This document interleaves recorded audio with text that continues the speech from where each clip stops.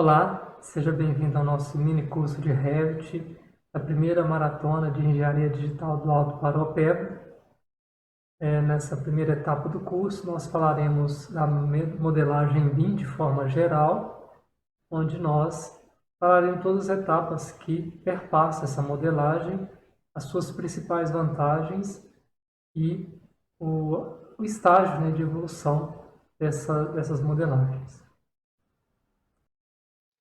Bom, então o que vem a ser, né, a modelagem BIM?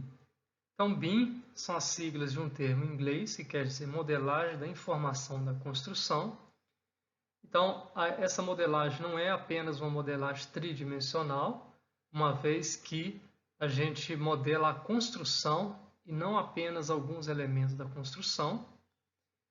A gente consegue ter um maior controle sobre os projetos, uma vez que os projetos têm atualização automática, a gente consegue fazer compatibilização, a gente consegue fazer uma sincronia entre projetos desenvolvidos por diferentes profissionais.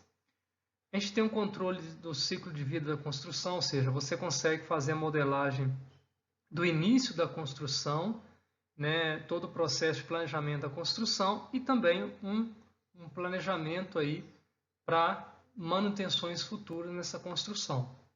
A gente tem um processo também de atualização automática de informações, então à medida que a gente vai inserindo as informações, todo o modelo é automatizado, então os relatórios que são gerados também são automatizados. E eu acho que uma das principais vantagens da utilização desse modelo é que as informações ficam todas armazenadas em um modelo único, ou seja, você não precisa trabalhar com vários documentos para poder ter as informações, elas estão centralizadas. Bom, falar um pouquinho de como está essa utilização no Brasil. Então, houve um decreto, né, aqui agora em 2020, o decreto presidencial 10.306, que tornou obrigatório o uso do BIM, né, a partir de 2021, principalmente nas obras públicas, né? E a partir de 2021, então, a exigência se dará na elaboração de modelos de arquitetura e engenharia, ou seja, todos os projetos de arquitetura e engenharia deverão ser modelados, né, utilizando essa metodologia. A mesmo processo deve ser utilizado aí na detecção de interferência no momento que você for fazer compatibilização de projeto, na extração de quantitativos, né, para orçamento e na geração de documentação gráfica a partir dos modelos, que seriam as vistas de projeto, né, os projetos arquitetônicos, os projetos estruturais e assim por diante. A partir de 2024, né, os modelos deverão contemplar também a etapa de planejamento e execução. Então, ou seja, além da modelagem da construção, você deverá também ter que modelar todo o processo de construção, todo o processo que envolve a construção, né, toda a infraestrutura necessária para essa execução. A parte de orçamentação e também a atualização dos modelos, ou seja, aqueles modelos que até então foram construídos, mas não foram construídos utilizando essa metodologia, né? Então, passar a fazer então o chamado as-built, que é a atualização do modelo, utilizando então essa modelagem em BIM. E além das exigências da fase anterior. E a partir de 2028, a exigência passa a ser para todo o ciclo de vida da obra, inclusive o pós-obra, né?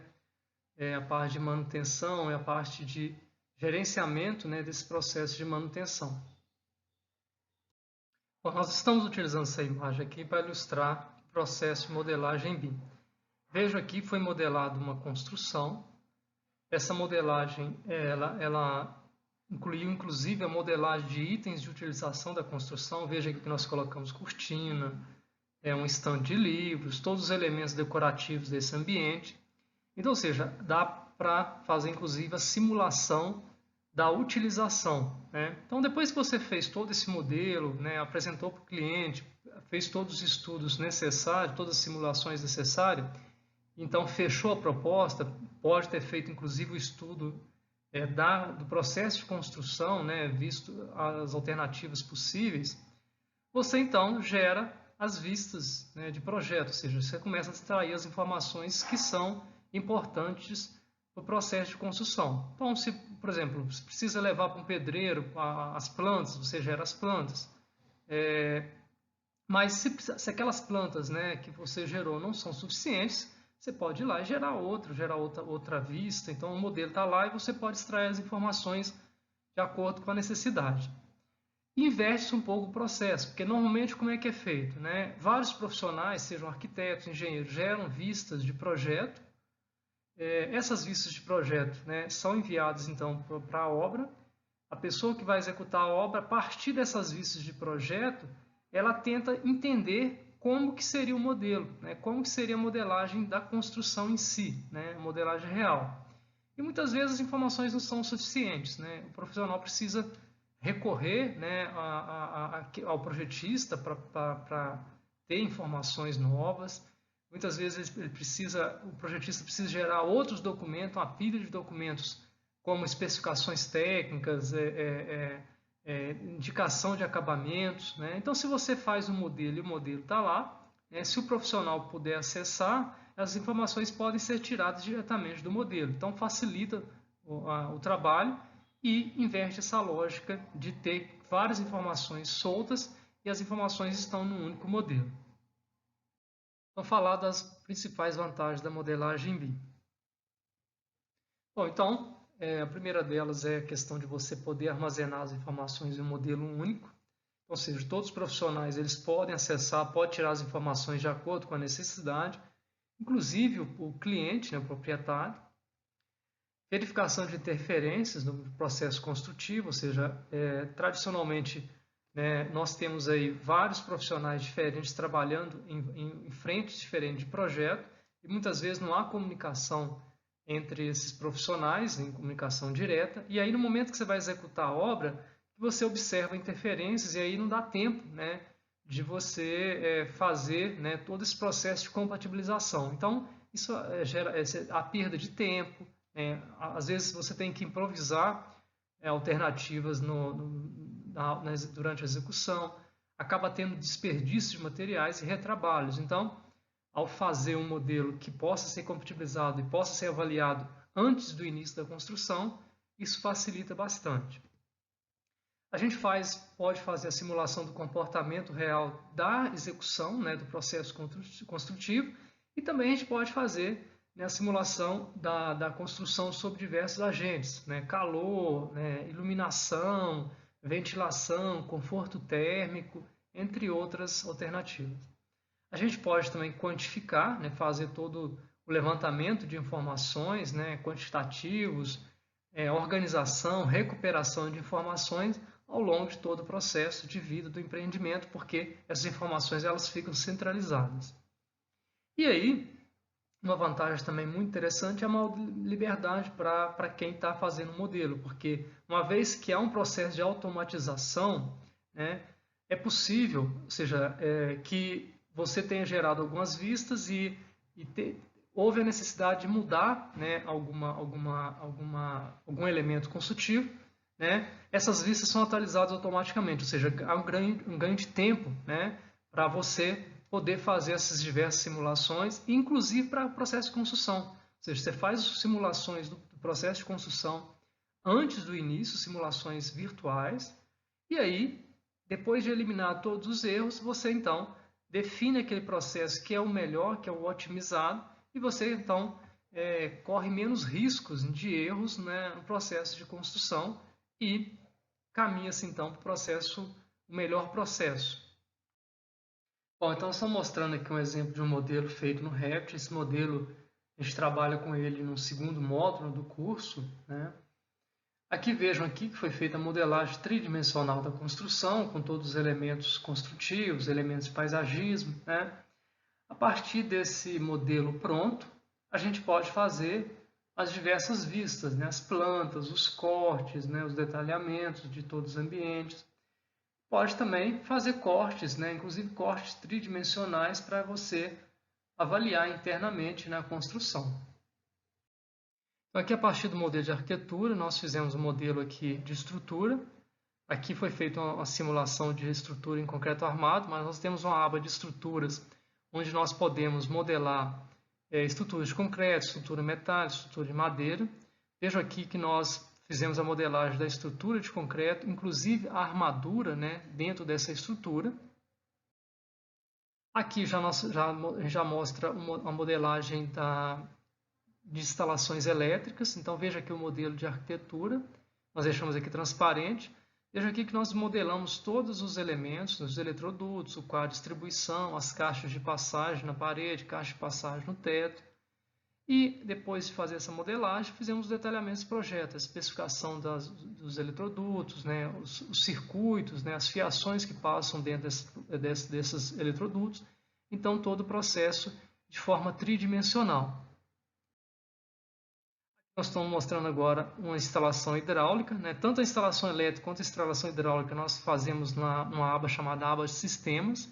Então nós temos aqui as canalizações, né? Os reservatórios com os barriletes, as descidas para os pontos de atendimento. Aqui já em detalhes, né? O esquema de ligação dos pontos, né? De todos os elementos hidráulicos, né? Das instalações hidráulicas e o detalhamento, né? Então veja aqui que a gente tem as conexões, então o projeto em perspectiva também. E também a parte de esgotamento sanitário. Então a gente consegue fazer com bastante detalhamento, de forma bem próxima da real. Então nessa imagem a gente mostra como que ficaria o modelo, né? No primeiro momento parece muito complexo, porque você tem todos os elementos todos juntos, né? Então veja aqui que tem parte de estrutura, ar-condicionado, instalações, mas na verdade você consegue, né? Com essa modelagem compartilhada, você consegue então avaliar interferências e aí se precisar fazer uma análise de alguma instalação específica, você pode filtrar e fazer análise naquela região. Então a modelagem BIM é basicamente isso aqui, ou seja, é uma simulação da construção real, deixando aí transparente aquilo que você, ou é mais evidente aquilo que você quer detalhar. Então, quando a gente fala trabalhando em BIM, a gente pode falar que a gente trabalha em até 7 dimensões, né? Então, a primeira dimensão a gente chama de corporativismo, que seria a gente trabalhar com várias frentes, né? Ou seja, um modelo único que pode ser explorado por várias frentes de trabalho, né? Então, várias partes interessadas podem extrair dados. A gente pode trabalhar também com a quarta dimensão, que seria o agendamento, ou seja, você pode fazer a simulação do processo de construção, gerar cronogramas, então fazer todo o processo de agendamento. A quinta dimensão seria a estimativa de custo. A partir do momento que a gente modela um elemento, eu posso modelar também as informações. Então, por exemplo, se eu modelo um bloco de concreto, eu posso modelar, por exemplo, qual que seria a especificação desse concreto, o fabricante, o custo unitário, e a partir do momento que eu modelo o elemento todo, né, ele automaticamente já me gera um quantitativo, né? E se eu tiver inserido o custo, ele me dá o custo também de execução. Então, ou seja, à medida que eu for inserindo elementos construtivos, já vai sendo gerados relatórios aí de preços também. Trabalha com uma sexta dimensão, que seria a sustentabilidade, que a gente pode fazer análise de consumo de energia, né, análise conforto térmico, acústico, né? Uma série de simulações que são possíveis também no programa. E uma sétima dimensão, que seria a manutenção, ou seja, você tem um processo de automatização e rastreamento de informações, uma vez que o modelo está pronto, né? Posteriormente, se você precisar resgatar alguma informação, por exemplo, saber, por exemplo, em determinada parede, quais instalações passam por aquela parede, basta recorrer ao modelo e você rastrear essa informação, que facilita bastante o processo. Bom, pessoal, chegamos ao final dessa primeira etapa. Eu espero que tenham gostado. Aguardo vocês aí na próxima etapa do curso.